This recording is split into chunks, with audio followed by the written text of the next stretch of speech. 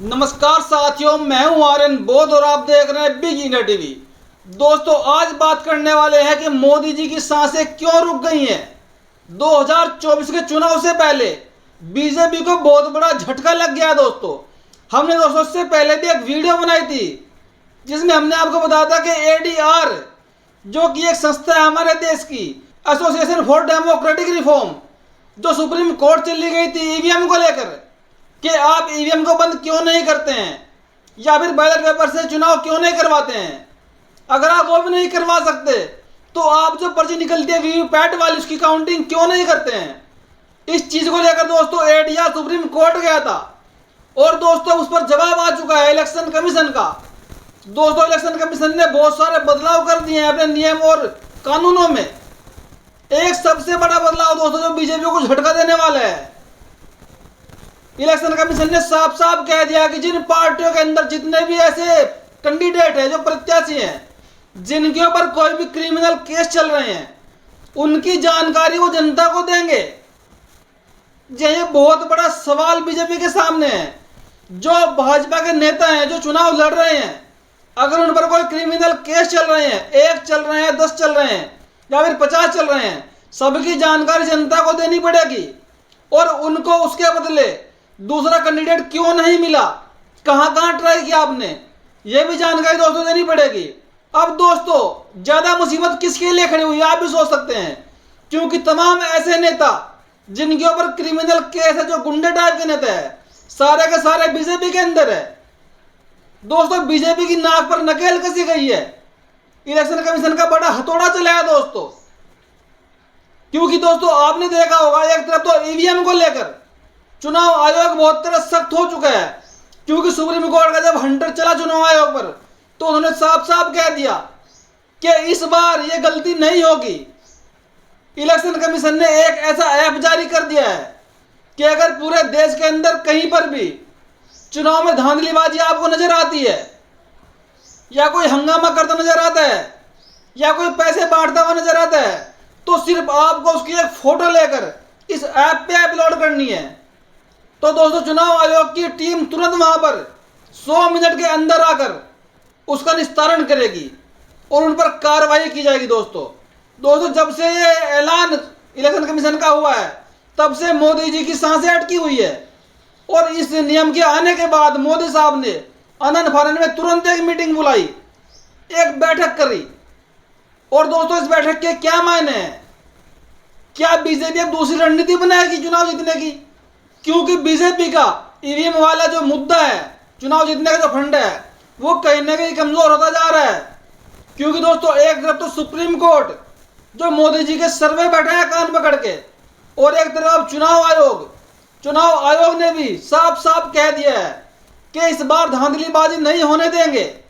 क्योंकि दोस्तों आपने देखा होगा जब भी चुनाव कहीं ना कहीं होते हैं तो आपको ऐसी आपत्तिजनक फोटोएं, आपत्तिजनक वीडियो दिख जाती होंगी कि कहीं पर बीजेपी वाले पैसे बांट रहे हैं तो कहीं पर बीजेपी के नेता ईवीएम चोरी करके ले जा रहे हैं, बीजेपी नेताओं की गाड़ियों में ईवीएम मिल रही है।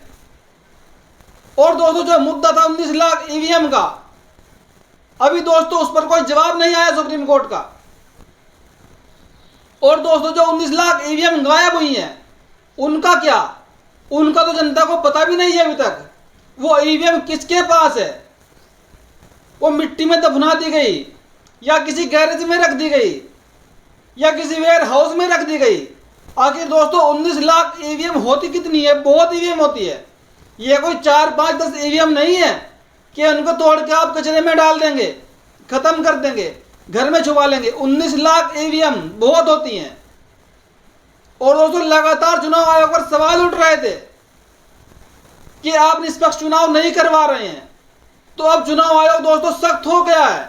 उन्होंने साफ साफ कहा है कि अगर आपको कहीं पर भी किसी भी बूथ पर कोई ऐसी आपत्तिजनक फोटो मिले, संदिग्ध फोटो मिले, संदिग्ध व्यक्ति दिखे, तो आपको तुरंत फोटो लेना है और इस ऐप पे अपलोड कर देना है।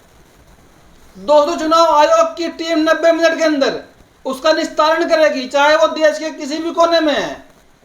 और दोस्तों सबसे बड़ी जो एक बात चुनाव आयोग ने कही है कि अगर किसी पार्टी के पास कोई ऐसे नेता हैं जिनके ऊपर क्रिमिनल केस है, उनके बारे में जनता को पता होना चाहिए।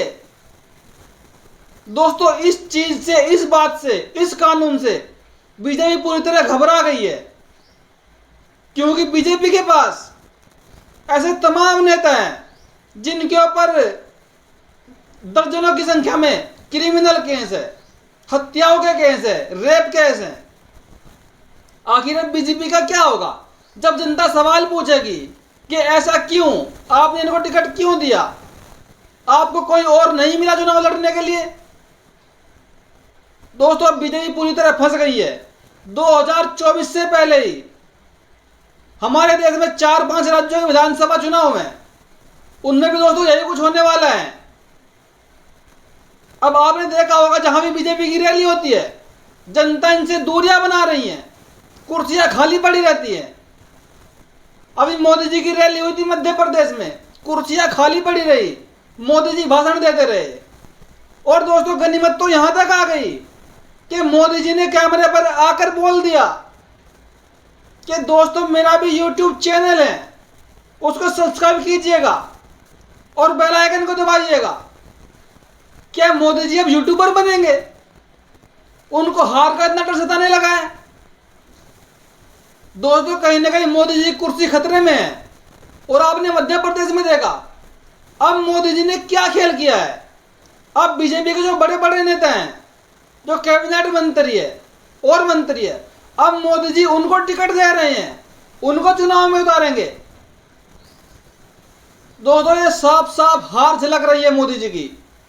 मोदी जी को इतना डर सता रहा है क्योंकि मोदी जी के हाथ से लोकसभा चुनाव में एक तरफ तो इंडिया वाले गठबंधन ने कम से कम 100 सीटें पहले ही छीन ली हैं, मोदी जी की 100 सीटें कम कर दी हैं।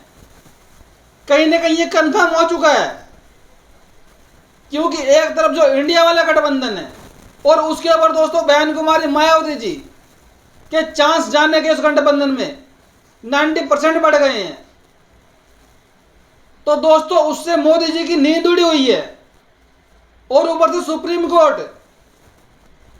कोर्ट ने भी लगातार चुनाव आयोग को फटकार लगाई है कि आप निष्पक्ष चुनाव क्यों नहीं करवा रहे हैं।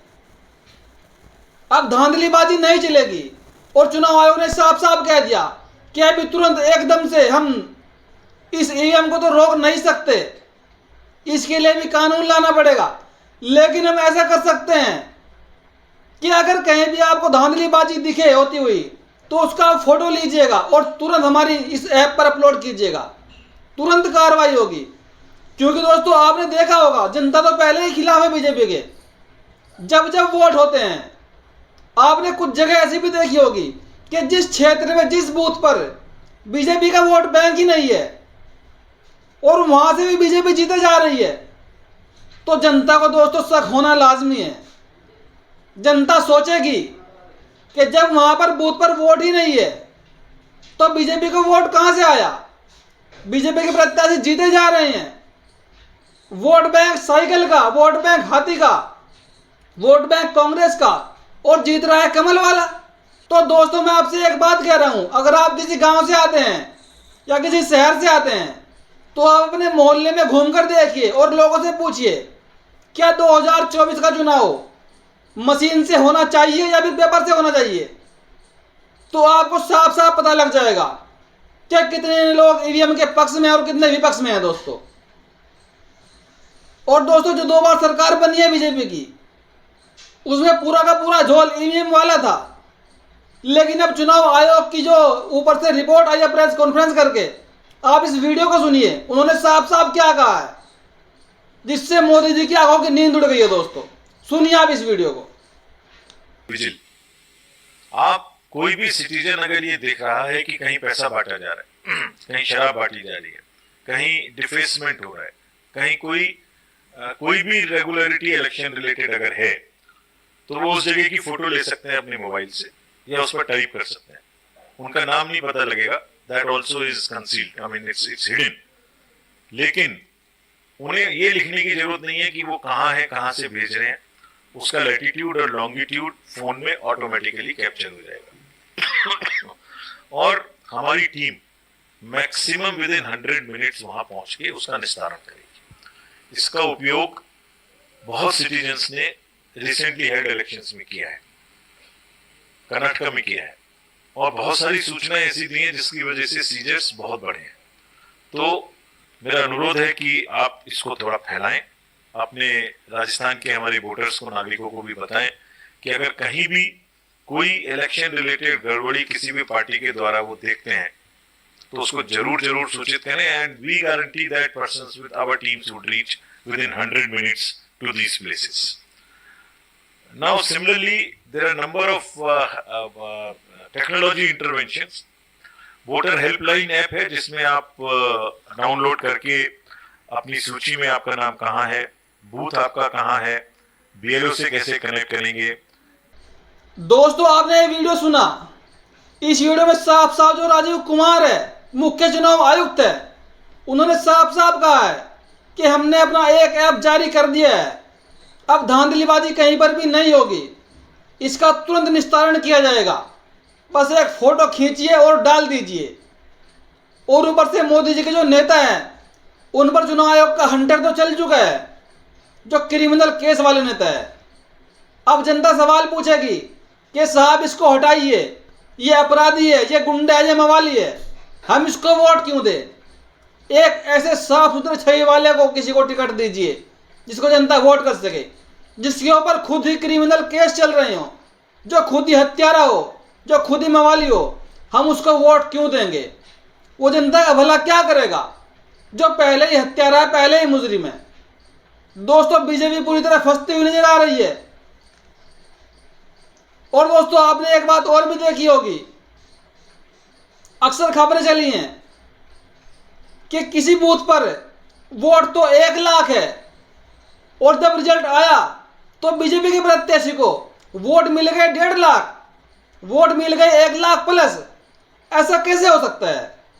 तो कहीं ना कहीं ईवीएम में गड़बड़ी का जो है झोल वो किया हुआ है। और दोस्तों, आपने देखा होगा जो आम आदमी के सांसद है वो तो संसद के अंदर ही मशीन लेकर आ गए थे कि मैं आपको लाइव डेमो दिखा रहा हूं, इसमें गड़बड़ी क्यों नहीं होती है?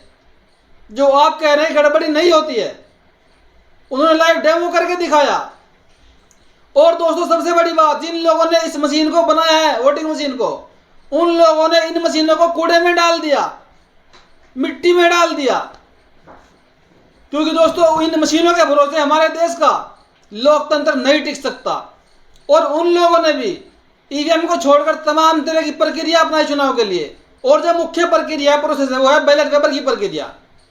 जैसे कि जापान, चाइना, अमेरिका, अब ये जो बड़े बड़े विकसित देश है, ये लोग भी मशीन से चुनाव नहीं करवाते हैं। वहां पर चुनाव होता है दोस्तों बैलेट पेपर से, क्योंकि वो लोग जानते हैं कि इनसे घपलेबाजी होती है, इनसे झांझली होती है, इनसे धांधलीबाजी होती है, ये घोटाला है। और हमारे देश का जो लोकतंत्र है वो इस घोटाले के सहारे नहीं चल सकता। तो दोस्तों, आपको ये खबर कैसी लगी? अपनी प्रतिक्रिया कमेंट में जरूर दीजिएगा।